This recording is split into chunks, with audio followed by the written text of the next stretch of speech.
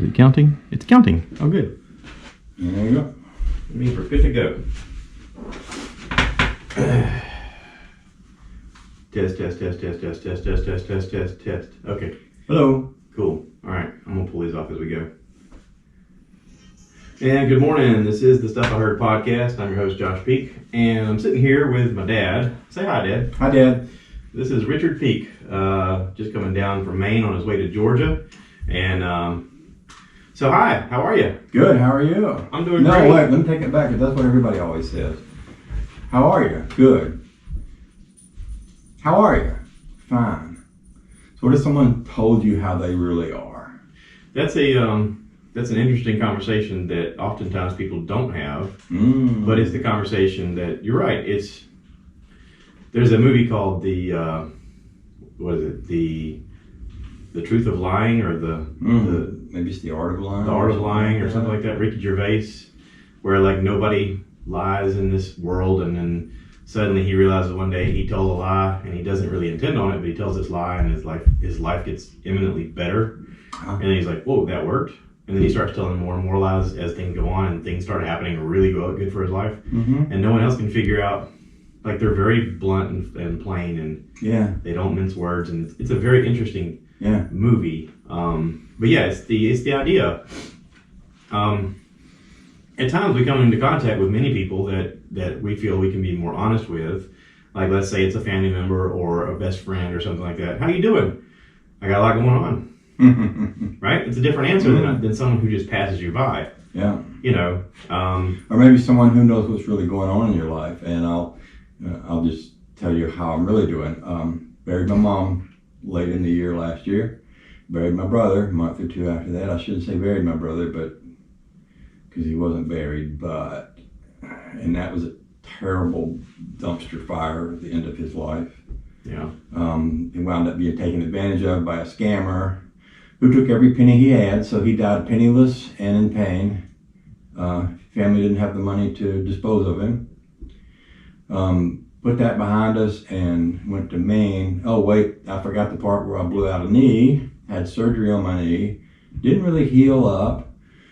He was feeling pretty good. We went to Maine, and maybe it was the cold weather or the wet weather, but for some reason it just hurt all the time for months. And I couldn't think of anything that was more encouraging to me than the idea of coming back to Georgia, back to the South, back to warm weather, back to my bass boat, back to my southern friends. So this is like, I've been looking forward to this. Yeah. And now it's happening, and I am soaking it in. I went outside this morning to walk Charlie, and it felt great. Now, I love Maine, and I've lived in Maine for 30-something years, and I've come to embrace winters and the cold and the snow and all of it. But for some reason, this last time I was up there, I didn't embrace it. I'd go outside, it would be cold, it would be wet, I would be grumpy, and my knee hurt. So now I'm really happy to be coming back down here, to be back down here. I'm looking forward to enjoying some pretty decent weather. And there's something about looking out and seeing green grass. I read somewhere that researchers have been experimenting with the color green, because they're saying if you stare into a green light for a certain amount of time every day, it can improve your mood. And I was thinking, well, people have this whole thing where they aren't exposed to the sun all winter and they get depressed, and people have figured that was caused by not having the sun. But I got to thinking, well, maybe it's caused by not seeing the color green. Like when it's dead, it's black or gray or something like that. There's not a lot of green out there in the dead of winter in Maine. You might get some white when it snows, but then that gets dirty and then everything turns gray. It's weird when you grow up around it, though. You take it for granted. It's like if you take a trip somewhere exotic, let's say, someone from down south goes to Maine, and they're like, wow, it's so beautiful here. If you live there, you're like, is it? If you're from the south, you get used to everything being green, but if you go out west and everything's brown, when you come back, you're like, I've forgotten how beautiful green is. Well, that's the nice thing about traveling, and me and Trish talk about that a lot. We're both elderly-ish. Neither of us know how many more years we got. I have a lot of friends died a lot younger than me. Recently. I forgot to mention that Mike recently died. Mike Hall, who was one of my good friends. So we can add that to the list of how I'm doing stuff. And I got to speak at his memorial service and watch everybody spread his ashes in the yard, and oh, the joy. But if you go to a place like Maine in the dead of winter and it's all gray, and then you come to a place like Georgia and you're driving along the interstate and there's grass growing, it's thrilling. Yeah. So if you didn't go away and come back, it wouldn't be thrilling. And it's probably the same, when you go west is big sky country. It's amazing. It's different. And I'm thinking that difference is what encourages you to stay alive and to keep going. Otherwise, it would be really easy to fall into a pattern. And once you fall into that pattern, you're not really excited about anything. You're not really doing anything new. And you don't really have anything to live for. I mean, you can reach a point where, what are we going to do today? Well, we're going to pass time until it's time to sit and watch TV and eat supper and go to bed. Yeah. Yeah, that's not living. Well, yeah, it's the idea of, in Shawshank Redemption, Morgan Freeman says, get busy dying or get busy living. Yeah. You have to make a choice of what you're going to do every day. And, it is that decision of, am I going to get off the couch and do something? Yeah. And there's plenty of people that keep themselves busy. Like, I work with a guy who, his friends have retired, his friends are dying. He should have been retired 5 years ago, but he's still working. He has kind of a minimal physical exertion kind of a job. But he says, this gets me out of the house and keeps me busy so that I don't think about the fact that the end is coming. And he's like, it's a bleak outlook. He goes, but I served 2 tours in the Marine Corps in Vietnam. He goes, this is the best outlook I've got. He's like, I don't have much money. We raised 3 kids, 3 daughters. He's like, we're broke. And so my happiness is coming here every day and hanging out with you idiots. I'm like, all right, well, there you go. But there is that exploration that I think is interesting that not everybody has, but as a human species, we tend to have, because we're always exploring. I mean, whether it's Christopher Columbus coming to America and, or the Vikings going, I wonder what's that direction, and getting in a ship and just going, or space travel, us looking out at the stars and going, I wonder if we could travel there one day. Our fascination with watching sci-fi movies where they go to Mars, we're like, whoa, how cool would that be? That fascination sort of drives us all in a way, whether we realize it or not, whether it's something that we're into or not. We still have a tendency to look at it and go, that's amazing, because it's different. Most people never travel 50 miles outside of where they're born their entire lives. And we've lived a charmed life in the fact that we've been able to see a lot of what's out there, but there's still so much more to see. Yeah. There's that curiosity level of, like, if you go to the Pacific Northwest and you see, these giant fir trees and spruce trees and these flowers that you never see anywhere else, you're like, I didn't know flowers could be this color. I didn't know trees could be this big. You see redwoods for the first time and you're like, this is a thing? Holy cow, I can't believe this. Or if you're from that area and you go somewhere like Key West, you go, I had no idea people could be this colorful and vibrant. Look at the color of the water. Yeah. Wow. You can see animals in the water from just stepping your toes in, and it's like, look, there's fish and there's sharks and there's this and that and the other, and it seems like a spot where you go, oh, this is what paradise is. But maybe it's just a different perspective. Well, maybe a different perspective is paradise. Maybe having the ability to experience different perspectives, it moves you a long way toward the direction of what paradise is. And that could be not only in place, but it could be in people. And one of the reasons we become so hung up if people look at social media much, they see a lot of people saying negative things about a lot of other people because they're different. But having that different perspective, like, I've got a friend from Somalia and I've got a friend from, I don't know, all these different places, and they're cool and colorful and weird and awesome in all these different ways. But maybe those different perspectives, just like the different perspectives of seeing different places, is part of what makes paradise what it is. And maybe what paradise is a place where we learn and are happy and are able to enjoy the differences around us. Yeah. Oh, that's deep. Write it down. I'm just joking. No, we got it right here.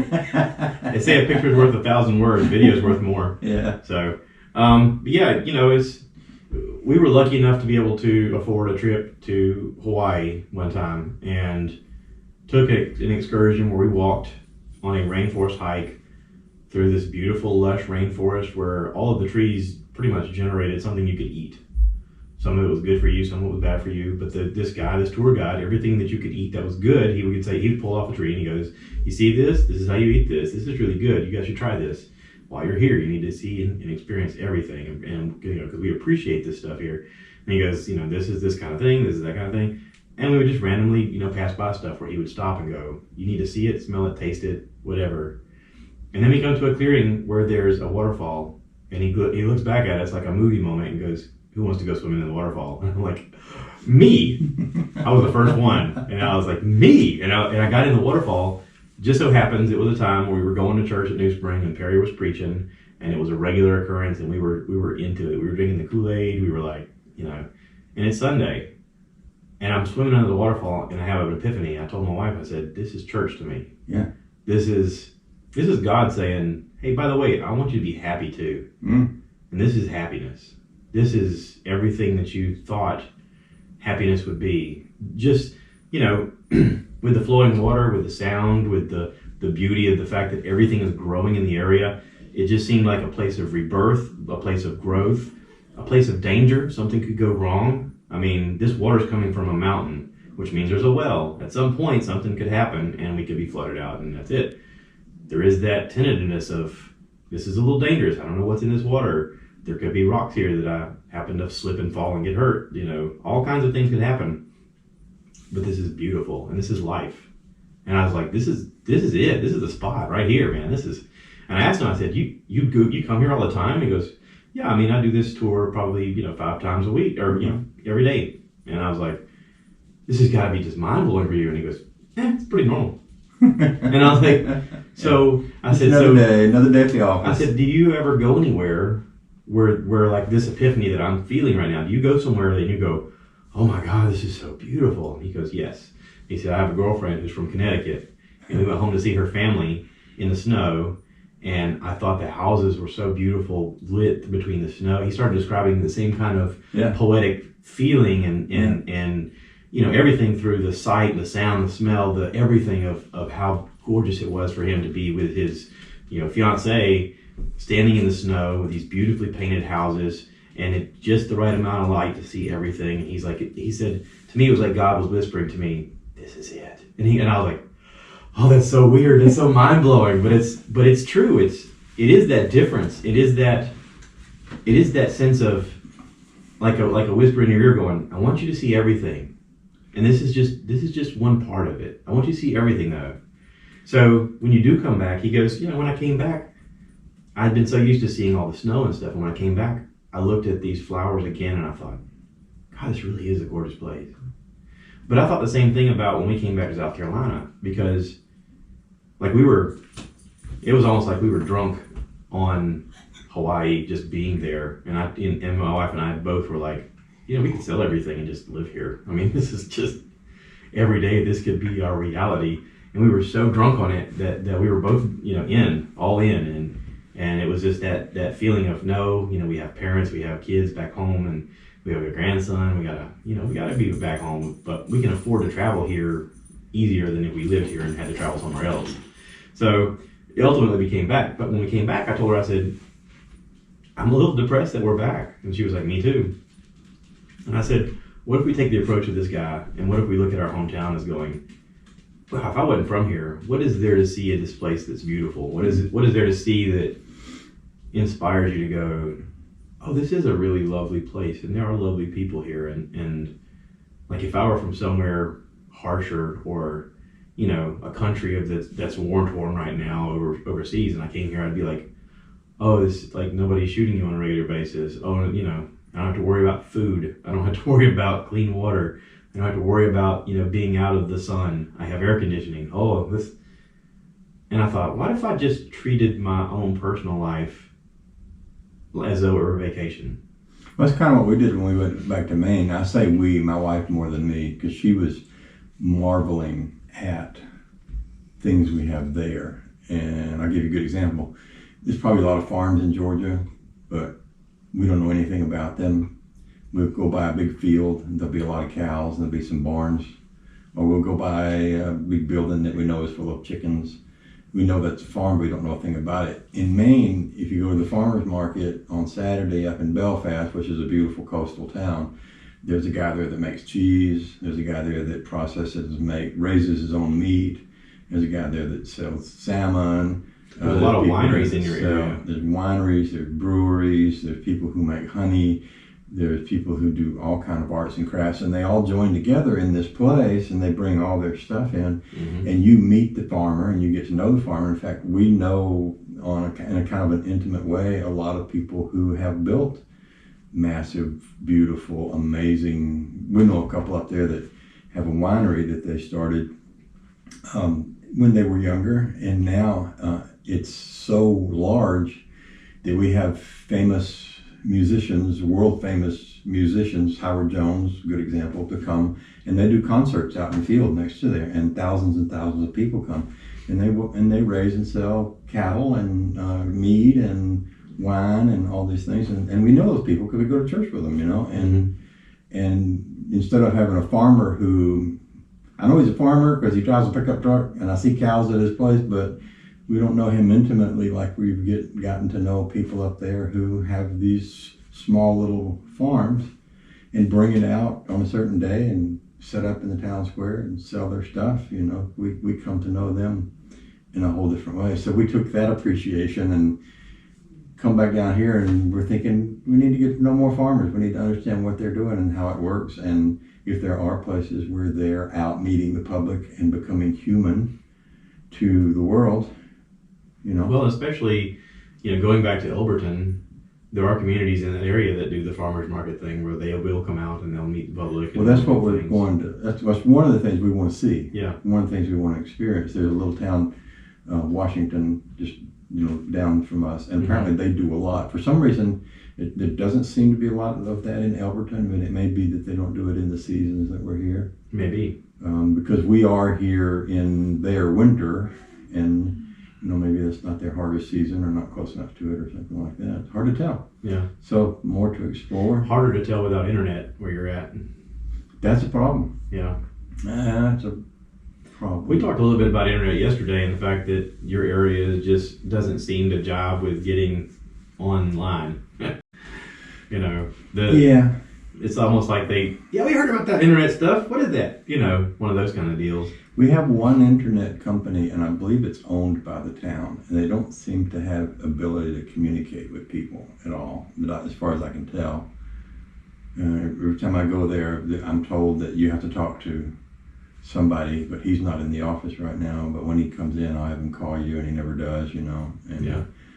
And I went to our church because I was sitting on the front row filming sermons, and I was going to give them to the church, and they didn't have enough technology to be able to accept me giving them a half-hour-long video because their computer equipment was so antiquated and their internet connections were so poor. I'm thinking, wow, this is really bad in today's world, where people are making a living doing stuff on the internet, and people are shopping on the internet, and here's a town, an area where it's like no internet for you. I wish there was a speaking about making a living on internet activity, I wish there was a way that maybe some of the top creators could talk about the financial part of how to handle your taxes, how to write things off, the right way to spend money on this and that. And I know it's so new that a lot of them are just figuring it out themselves. That we watched Casey Neistat yesterday, who probably makes millions of dollars a year on his channel based upon his viewership. And, I can only imagine he's probably got an accountant that he's like, I need you to help me. I mean, at a certain point, you got to turn it over to a professional and be like, I need help. Like, do I need to create a business LLC? Do I need to do this? Do I need to do that? It's that element of what's the next step. It's always that question about life, when you figure anything out, you're looking for the next step. Like, let's say it's as simple as learning to drive. Okay, so you're driving. Well, you have an interest in wanting to drive a motorcycle. So you go, how do I do the next step to learn how to drive a motorcycle? So there's a new thing you gotta learn. Well, there happens to be a book. Okay, now I want to learn to drive a CDL truck. Okay, well, there's a book for that too, and a class, and we can do that. But the internet is so new in its financial part that there's not a lot of information about, oh, this is how you succeed at this. There is moments where I literally find myself asking questions that I don't have an answer to, and there's no one to ask, and there's no information, and there's no guidelines. There's lots of guidelines that are on YouTube right now from creators saying, this is how you can make some more money from your channel. This is how you can profit on this aspect of your channel. This is how you can, gain an audience for this.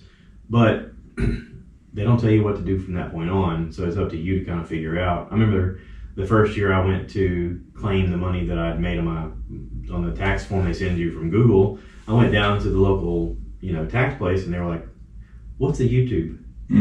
Yeah. What's a YouTube? Yeah. That was her question. Well, I had to explain that to my tax guy. I'm a tax guy that I've known for years, and that's his thing.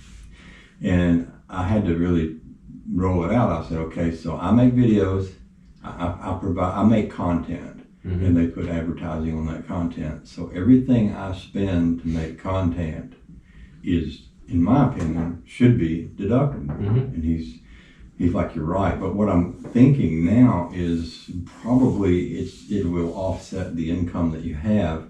But in my case, where I'm retired, I pulled a lot of money out of a 401k. Well, when that money went into a 401k, there wasn't taxes paid on it. So because I pulled that money out, they count that as income, which got very complicated when I was trying to figure out a lot of things. So, because they were showing my income as ridiculously inflated, but that's because I didn't leave that money sitting in a 401k where it could disappear overnight if the economy crashed. I bought land and I built buildings, because if the economy crashes, I can live on the land in the buildings. Yeah. It made sense to me. But a lot of things that I have to think about, or had to think about because of all that, and no matter how much I spend on YouTube, that's not going to cover that money I took out, because that's a whole different thing. And of course, now that I'm retired, I don't have income that has tax money taken out of it. So I'm really curious this year what's going to happen. Yeah. Because used to be you'd put a percentage of your money away every month. Yeah. And then you'd get a return. Well, I'm not putting a percentage of my money away every month because it's basically Social Security. So yeah. Anyway, I don't know how we got off on that, but the whole tax world is you're right. You need somebody that understands that so they can tell you what to do.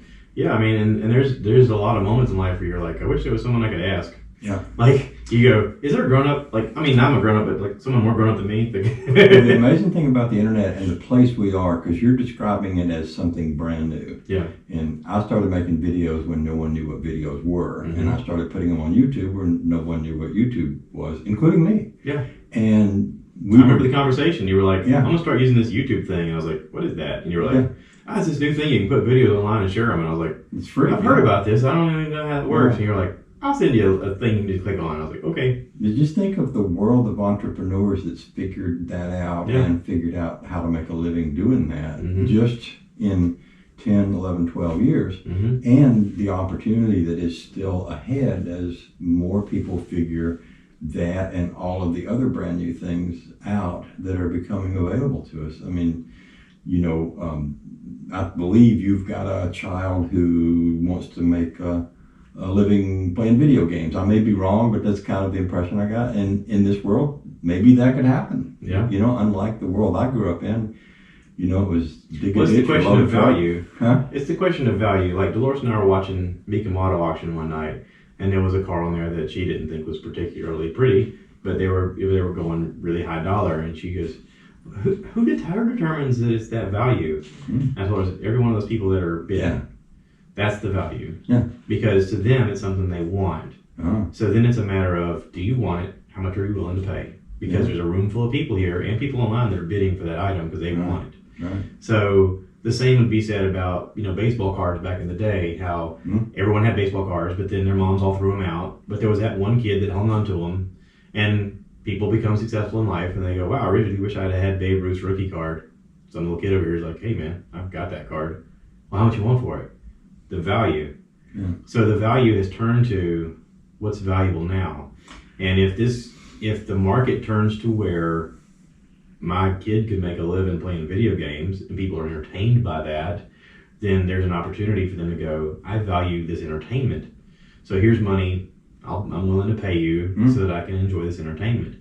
You know, we create free content through YouTube, and every once in a while they put an ad up, which is fine, whatever. It doesn't cost us anything to make a YouTube other than our own equipment and time, but we're basically showing our lives in a way that we're like, also, you know, not only is this a glimpse into my life, but this is also like how to do some things. I'll show you how I built this. I'll show you how I fixed this car. I'll show you how I replaced brakes. Or in my case, how I failed to fix it because I'm not that good at it. Well, you know, what was it? Thomas Edison said, I didn't figure out how to make the light bulb. I figured out 100,000 ways not to make a light bulb. I told you this last night, but I get a lot of comments. People say, I don't know why you put this video up because you failed miserably to do anything you set out to do. And I said, yeah, that's right. I showed you how to do it wrong. I also empowered you to do it right. You can look at me and say, I can do better than that, and then you can go out and do it. Yeah. That's how I got started in public radio. I heard a guy doing commentary on public radio, and I thought he was awful. And I thought, I was driving a gas truck. And I said, I can do better than that. And I did. I wrote commentary. I sent it to the station. They hired me. They started paying me $35 a shot to talk on the radio. It's like, whoa, that's huge. Back when $35 was like real money. Yeah. But I mean, sometimes seeing someone do something badly in public is inspirational. That's how a lot of stand-up comedians get started. Yeah. They're young kids. They're watching comedy and it's terrible, and they start heckling the guy. And the guy goes, "You think you can do better?" You go, "Actually, I can." Well, come up here and grab the microphone. And they have that moment of lightning in a bottle, and they go, "Oh, I'm in this. Like, this is my thing." Mm-hmm. And you're right. I mean, $35 just to speak on the radio, and it's like, you're gonna pay me to do the thing I actually like to do. Yeah. And it is that challenge of, I think I can do better. So one of the jokes that I have with my buddy Greg is like, he's the one who introduced me to the pellet grill, and we've been back and forth with recipe ideas, and he always amazes me at the stuff he pulls off. Well, I'm getting really good at it, and now whenever we eat together, doesn't matter if he's eating at my house or I'm eating at his house, and on the first bite we go, well, I gotta up my game. I gotta do something different. This is good, but I want to challenge. Like, I want to challenge myself to do better, because holy cow, I mean, every little step is that moment of, this is awesome, and I want to do better. I'm trying to do the same thing with this podcast. Like, I'm getting together with different people who are creating and trying to build a community of podcasters and of creators on YouTube. And I feel like if I continue to grow, I'm going to challenge them to continue to grow. Mm-hmm. And if I learn anything I can teach them, then great. If they learn something they can teach me, then great. And it's our opportunity to build within ourselves a community that could help each other flourish and grow and all that other stuff. It's the thing to look forward to. It's not the drudge of the job day to day that's the encouragement of life. It's this kind of stuff. Well, there's another aspect to this that we haven't touched on, but I want to, because sitting over there on the floor is a VHS video recorder machine from where you had these little cassettes that were about this big, and you stuck them in there and they went. For the young kids, that's called a VCR. And you have videotapes that I shot, that you shot, that my dad shot from when you were pretty much a kid. Yep.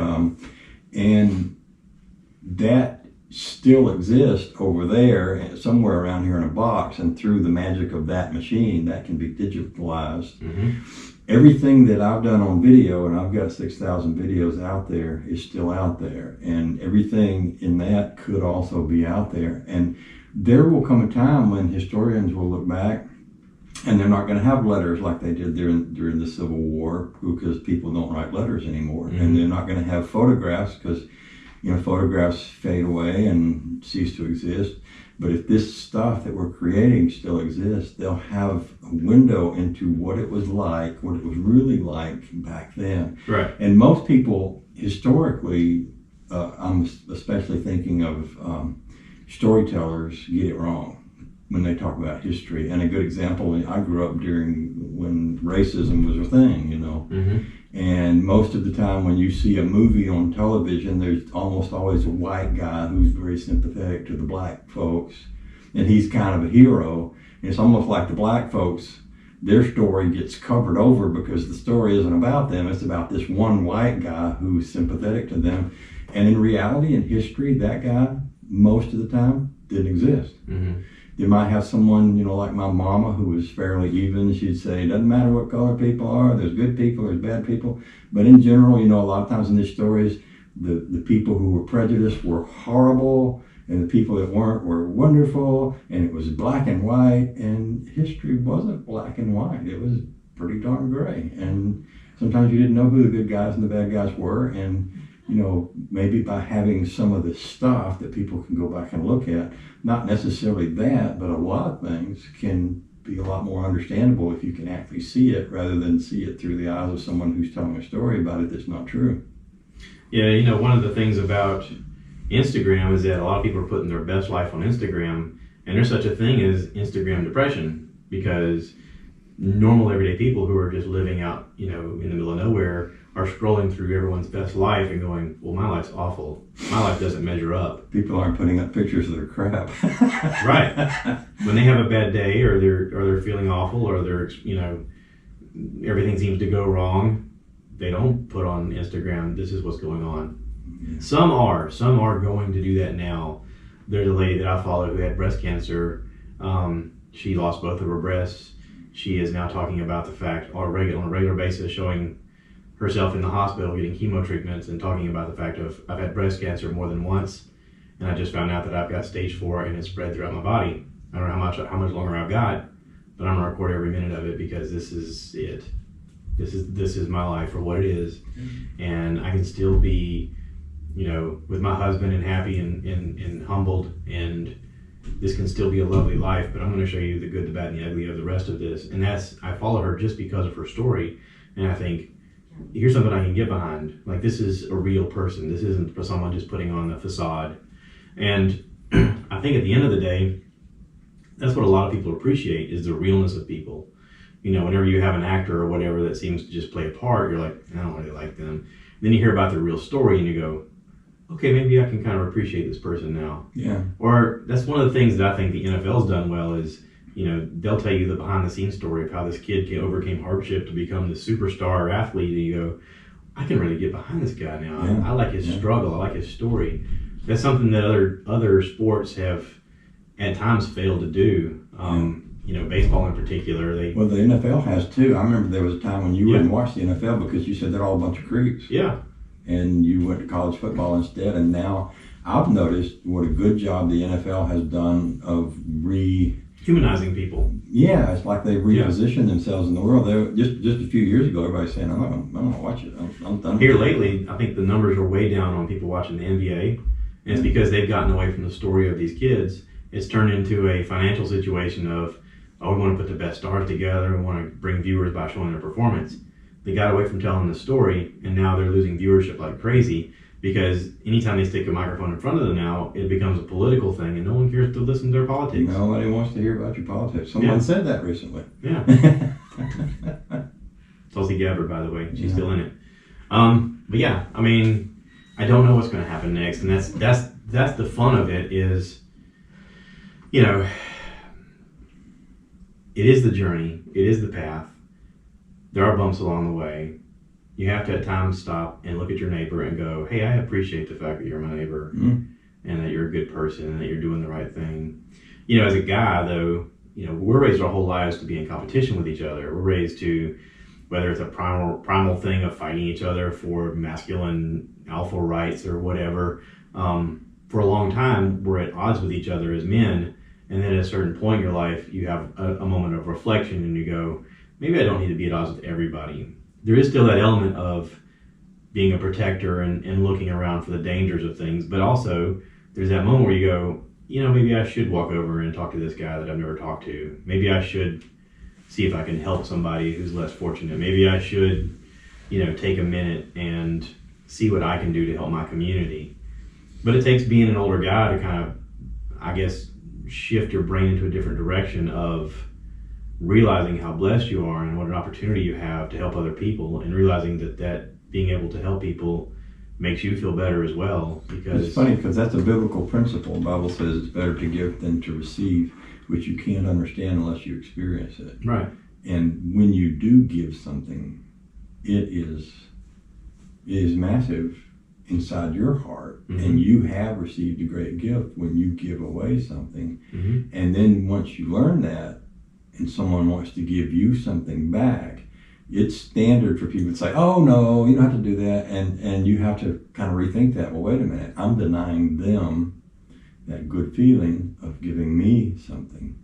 So you have to learn to accept things back. And that's pretty amazing. It's a pretty amazing way to live. It's the way your grandfather lived. Mm-hmm.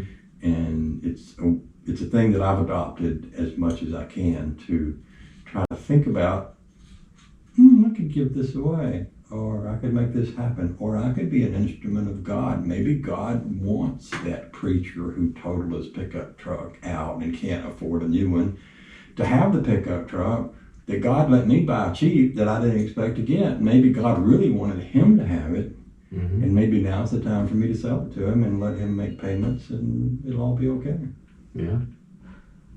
You know, I had a conversation with somebody much younger than me recently, and he was telling me, he said, I've gotten to a place in my life where I feel like I'm falling away from the church and away from God. And I said, well, that happens. I said, but the grace of life is that it's not too late and you'll still find your way back eventually. I said, there's a reason why whenever you go to a church and they sing Amazing Grace, all the old people cry as much. I said, I can't sing it without getting choked up. I can't get through a verse without choking up. I said, but you realize what a horrible person you've been for a lot of your life and all the bad decisions you've made. And somehow your life has been blessed enough to then turn around and allow yourself to have grace and to help others in a way that other people may have helped you. And I said, and that's the moments that are precious to you. And that's why every time you hear that song, you're like, holy crap, this brings us full circle. And it's that moment of full circleness that gives you that feeling of awe and amazement. And I said, and you're going to struggle right now, and it's going to be tough. But just keep in mind, everything is happening for a reason. It's going to inform you later in life. Don't cross any lines that you can't cross back over. That's the whole thing. It's like you gotta tread lightly. Take some chances, see what life's like. Tread lightly, be aware. Just don't cross any paths you can't come back over, because you never know when you're going to have to. So, hopefully he took some of that advice. I don't know. He might listen to me and be like, whatever, old man. Whatever. It is what it is. But, so we talked a little bit about this last night. What are some of the challenges that you have now in retirement that you didn't think you would have? It's just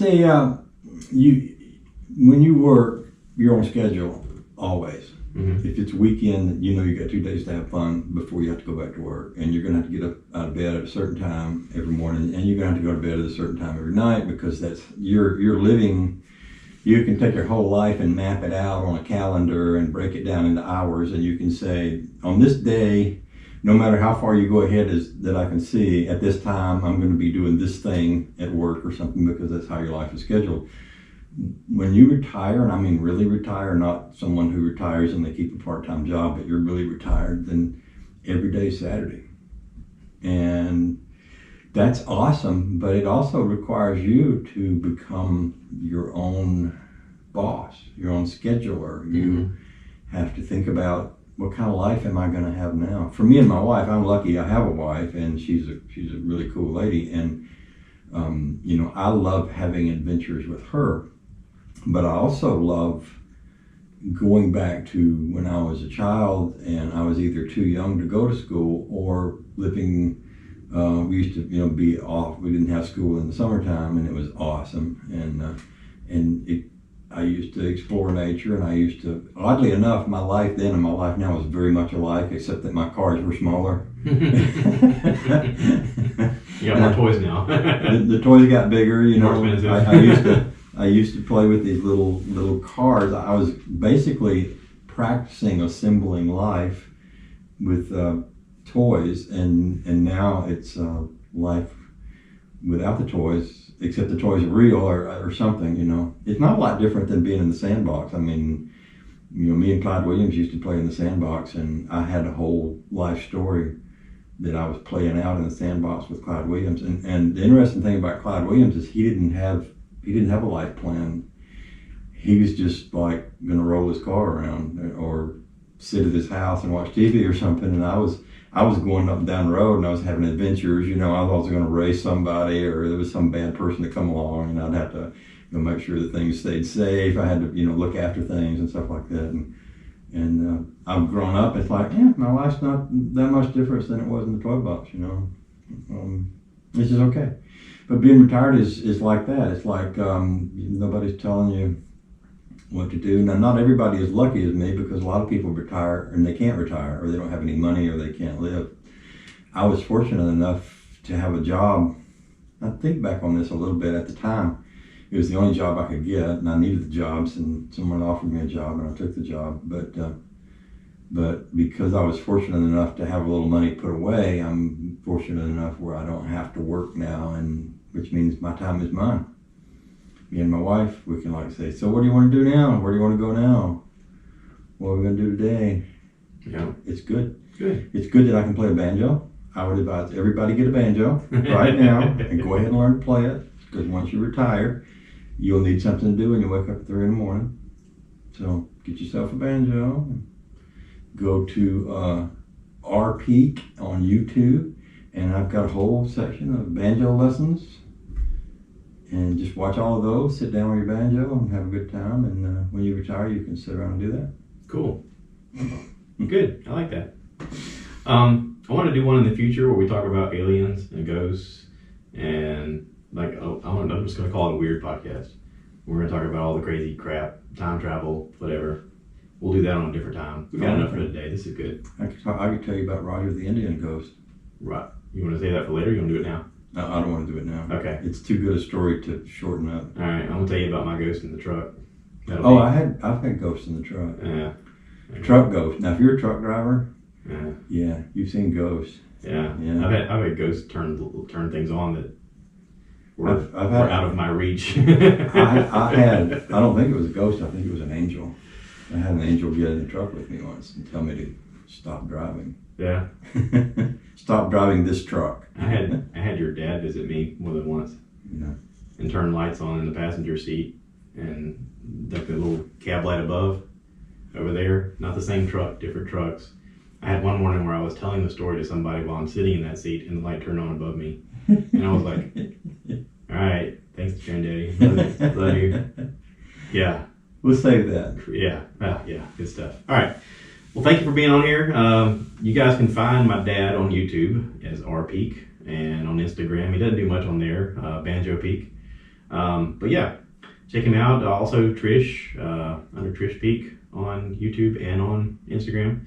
And yeah, thanks for being on. Thank you. Everybody remember, please rate, review, subscribe, share with your friends. Be part of the conversation. If you want to be on the podcast, let me know. We'll figure out some way to do it. Big shout out to all the big YouTubers out there. You want to give a shout out to your buddies? Oh, there's so many. I'm pretty sure I'd leave someone out, but Big Daddy comes to mind because he's so cool. Hey, Micah.